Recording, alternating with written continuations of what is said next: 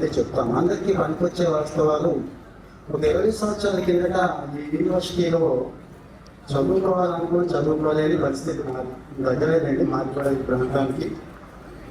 10వ తరగతి చదివిన మనిషి ఈరోజు బీసీగా పట్టణం కూర్చోనే అదృష్టం నాకు రావడం చాలా సంతోషం. 10th క్లాస్కి సీఎం ఆఫీస్కి ఎలా వెళ్ళాలా బాబు అని మీకు డౌట్ వచ్చి ఉంటుంది. Same story. Distance education BA ఏంటి పెంచడానికి ఏమన్నా అనేవాళ్ళు.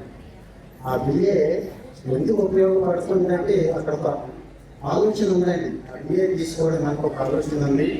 సివిల్ సర్వెంట్ అవ్వాలి, సివిల్ సర్వీసెస్లో రావాలి, ఎంతమందికి వీలైతే అంతమందికి సేవ చేయాలి, ఈ జీవితానికి ఒక పరమాత్మను ఎత్తుక్కోవాలి అంటే అదొకటే టార్గెట్. అలాగని ఇంట్లో ఏమైనా సపోర్ట్ ఉందా అంటే మామూలు వ్యవసాయ కూలి అంటే సక్సెస్ స్టోరీస్ అందరూ చెప్పేసుకుంటూ ఉంటారండి. ఒకడో ఎవరో ఒక్కడే కనిపిస్తూ ఉంటాడు. 99 ఫెయిల్యూర్ స్టోరీస్ ఉంటాయి. ఆ ఫెయిల్యూర్ని సక్సెస్గా మార్చుకున్న స్టోరీస్, రియల్ స్టోరీస్ మనందరికీ ఉపయోగపడతాయి. కనీసం యూనివర్సిటీలో కూర్చునే అవకాశం వచ్చింది. నేను ఈ హాల్లో కూర్చునే అవకాశం కూడా పొందలేని దురదృష్టం అంటున్నా ఒక రోజున. మీలాగా చదువుకోవాలని ఆశ ఉన్నా కానీ చదువుకోలేని దురదృష్టం ఆ రోజు. అంటే ఆ మాత్రం స్వామత కూడా లేదు, స్వామతో పాటు చదువు కూడా లేదు. వ్యవసాయ కూలి ఇంట్లో నుంచి చదువు రాబోతుంది. ఏ ప్రాంతంలో చదువు లేదు కదండి. సో ఉదయం రావాలి, 1-2 గేదెలు ఉంటాయి, వాటి పని చూడాలి. ముందు గడి తీసుకురావాలి, గాడి తీసుకురావాలి, బయట ఎక్కడో గాడి ఉంటుంది అది కూడా తీసుకురావాలి. మా అమ్మ ఊరుకోదు దానిపోతే. ఉదయం చదువుని కూడా పెట్టదు అన్నట్టు. అంటే మెడికల్ చేస్తుంది ఆవిడ, నేనే తీసుకురావాలి. అన్నయ్య కూడా ఇదే పని. చిన్న ఎగ్జాంపుల్ చెప్తున్నాను మీకు.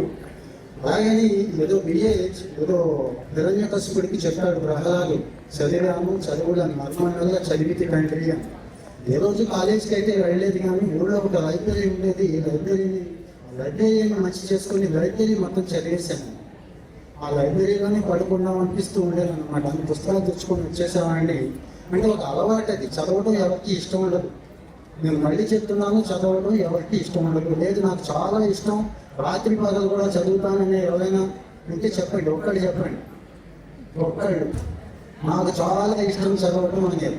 స్టూడెంట్ లైఫ్లో చదవడం ఎవరికి ఇష్టం ఉండదు. ప్లస్ నేను కూడా అదే చెప్తాను. కానీ అది ఎలా ఇష్టంగా మలుచుకోవచ్చు అనేది చెప్తాను.